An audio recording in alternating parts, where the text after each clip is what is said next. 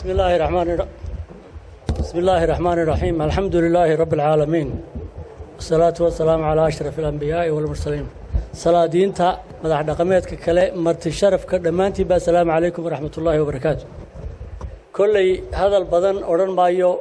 وأنا هري لو ما هالله وحن أورن أي يرو كوبن تضبط سندات وأي كلمية شوكتي وحنها حسبنا ما نهين بنان كشوكي وحكوا شيء تضبط سندات با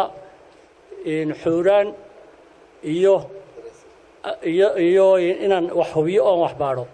marka dhinac kasta ka eegay waxa maalmaha kamida intaan xilka ka maqnaa nin Ingiriis oo diblomaasi ah oo safiir ilaa imika waa safiir laakiin markaa afeer secretary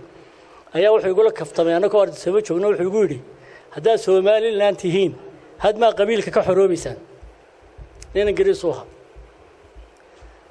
markii aan waxa soo ururiyay markaan dhinac kasta eegay waxaan arkay Soomaaliland inaanay reer ahaan markasta in reer ahaan lagu doorto aanay qiimeyn lahayn ee ay tahay Soomaaliland imika 8 sano marka laga yimaado 91kii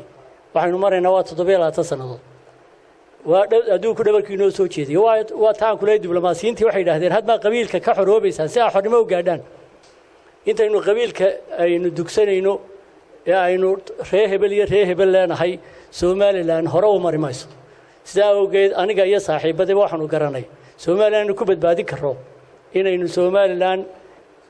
aynaan u kala raacin reer ku raacin aynu ku kala raacno doorashadeena dalka ayhiisa